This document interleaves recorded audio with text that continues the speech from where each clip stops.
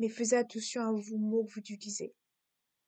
Je comprends que vous n'êtes pas d'accord, mais s'il vous plaît, respectez les mots que vous utilisez. Soyez, s'il vous plaît, respectez les mots que vous utilisez.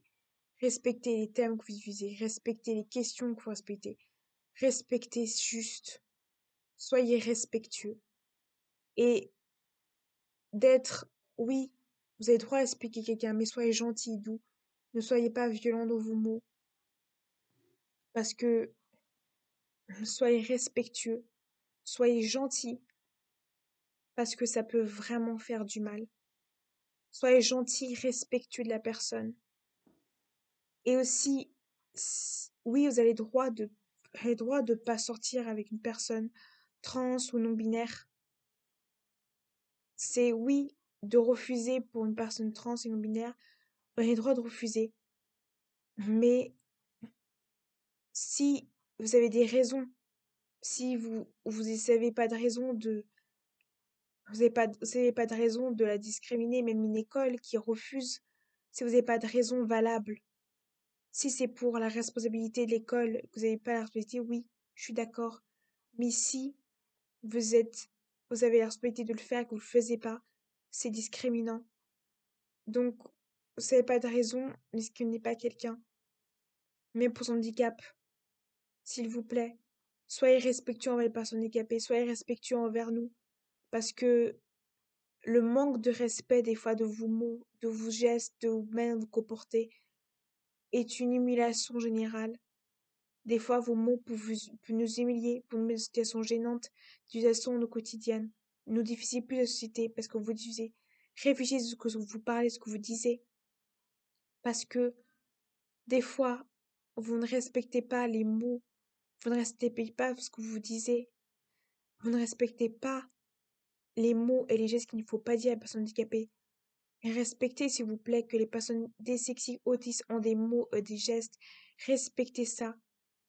Oui, je comprends que les personnes autistes et dyslexiques n'ont pas envie de sortir avec. Je comprends.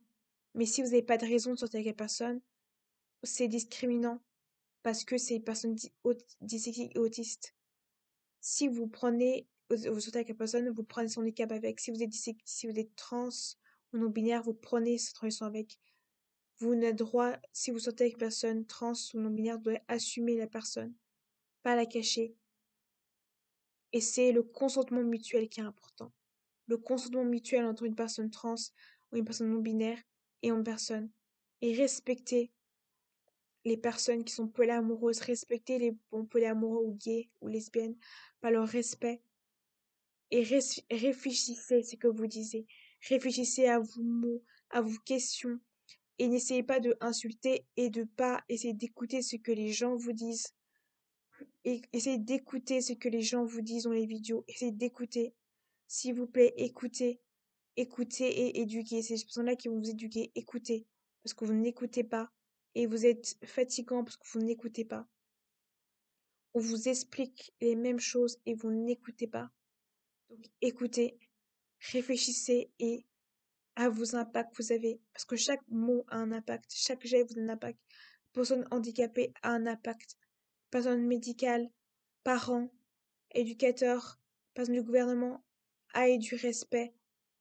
On a une intelligence, on est intelligent, on a une intelligence. C'est pas parce qu'on est handicapé qu'on n'a pas d'intelligence. Ça ne touche pas le cerveau. On sait pas parce qu'on n'est pas handicapé qu'on n'a pas le droit du respect. On a le droit du respect comme tout le monde. On a le droit d'avoir du respect, avoir des questions qui sont honorables pour nos valeurs morales et d'avoir du respect parce qu'on est LBGT ou avoir du respect parce qu'on est une personne racisée. Ne posez pas des questions qui ne sont pas forcément avouables parce que simplement vous êtes soi-disant ça.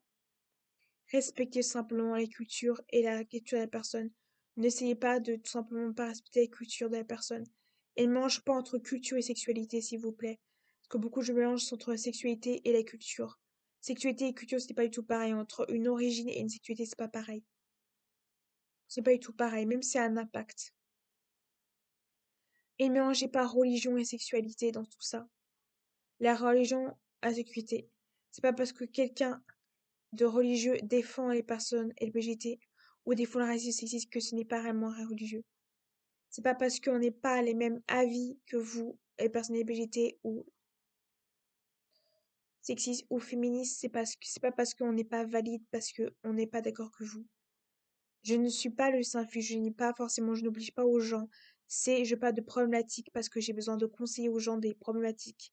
Je parle de problématiques parce que j'ai simplement envie de faire de problématiques et que les problématiques sont importantes de les diviser. Et que c'est important de visibiliser les personnes non binaires, les personnes LGBT, les personnes racisées, les personnes du sexisme et aussi de l'écologie. C'est pas parce que quelqu'un est écologique et vegan qu'il faut avoir du respect. Soyez respectueux envers les véganes. Et les personnes véganes, n'imposez pas. Il faut avoir du respect, même si quelqu'un voulait poster quelqu'un de vegan. Vous ne pouvez pas avoir le respect, s'il vous plaît. Ou quelqu'un est vegan, respectez-le quand même. Ou quelqu'un qui est allergique au gluten, respectez-le. Parce que je vois beaucoup de manque de respect parce qu'ils sont véganes. Respectez que la personne soit végane. Respectez son choix. Ne restez pas inspecté. Respectez le choix de la personne. Respectez le fait de tout ça. Parce qu'il y a tellement de manque de respect en ce monde.